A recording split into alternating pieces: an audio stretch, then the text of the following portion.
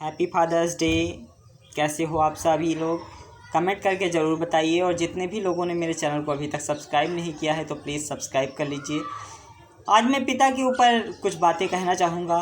एक दुनिया में पिता ही एक ऐसा व्यक्ति है जो चाहता है कि मेरा बेटा या मेरी बेटी मुझसे भी आगे जाए, और उसको इस सोच से खुशी मिलती है, स्वाभिमान महसूस होता है। दुनिया में और कोई ऐसा व्यक्ति नहीं है जो चाहेगा कि आप उससे आगे चले जाओ।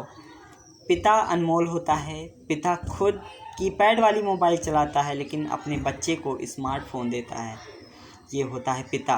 पिता त्याग और बलिदान की मूर्ति होता है। जन्म से लेकर और जवानी तक, उसके शादी करने के बाद तक पिता का मोह भंग नहीं होता। पिता अपने बच्चों को सदैव एक समान प्यार करता है। आप लोग अपना ख्याल रखें। जय हिंद। कभी अपने पिता को निराश मत करना, अपनी माताओं को निराश मत करना, क्योंकि हम भाग्यशाली हैं जिनके पास पिता है, जिसके पास माता है। और इस अपने भाग्यशालीपन को निखारिए, क्योंकि दुनिया में बहुत ऐसी चीज़ें हैं जो आप कर सकते हो। अगर पिता से थोड़ी गलती हो जाए तो उसको आप बर्दाश्त कर सकते हो। किसी के कहने पर, उकसाने पर या अपनी सोच समझ से उनको हर्ट करने का आपको कोई अधिकार नहीं है। कोशिश कीजिए कि उनका दिल आपके कारण न दुखे, क्योंकि आपके लिए उन्होंने ना जाने कितने परिश्रम किए, ना जाने कितना संघर्ष किया।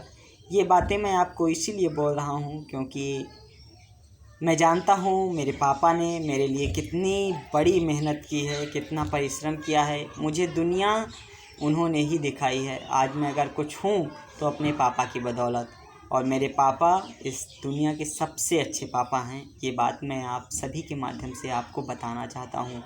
इस सोशल मीडिया के ज़रिए, इस वीडियो के ज़रिए मैं आपको ये बताना चाहता हूँ कि मैं अपने पापा से बहुत प्यार करता हूँ।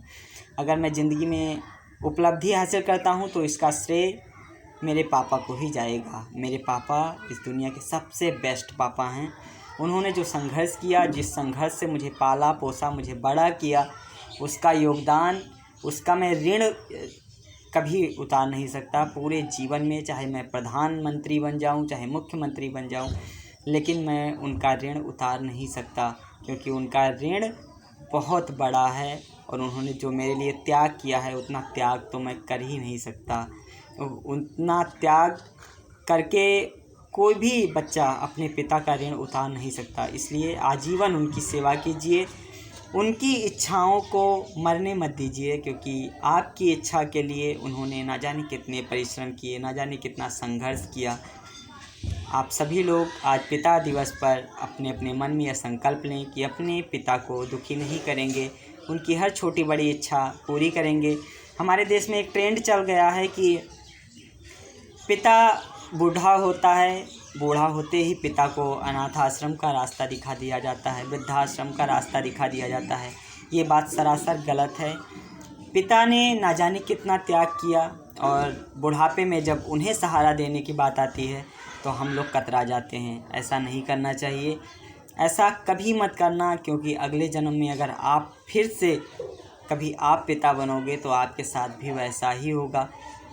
मैं इस पर कविता भी बनाऊंगा, लेकिन आज का दिन ऐसा है कि केवल पिता को नमन किया जाए, केवल पिता के संघर्ष को देखा जाए, और केवल पिता की भावनाओं की कद्र की जाए। जय हिंद, जय भारत। और मैं क्या बोलूं, बोलने के लिए कोई शब्द नहीं है, क्योंकि पापा का नाम सुनते ही मन स्फुरित हो जाता है और मन में एक ऊर्जा का संचार हो जाता है कि मेरा कोई सहारा है। अगर जिस दिन पिता नहीं रहेंगे तब आपको महसूस होगा कि आज आप क्या चीज़ हो और आप कितने अकेले महसूस कर रहे हो। इसलिए अभी समय है, आप लोग अपने पापा का ख्याल रखिए, अपनी माँ का ख्याल रखिए। मेरे पास तो भगवान ने मुझे सौभाग्य नहीं दिया, मेरी मम्मी चली गई, लेकिन मेरे पापा हैं, मैं उनका ख्याल रख रहा हूँ। जहाँ तक कोशिश कर सकता हूँ मैं उनके पास रहता हूँ, उनकी हर भावनाओं को समझता हूँ, उनके सुख दुख में साथ रहता हूँ। ये आज का केवल एक दिन पिता के लिए नहीं होता। पिता के लिए हर दिन सुनहरा होना चाहिए, हर दिन उत्सव होना चाहिए, हर दिन त्यौहार होना चाहिए। इसी के साथ मैं अपनी वाणी को विराम देता हूँ। तब तक आप सब लोग अपना अपना ध्यान रखें। जय हिंद।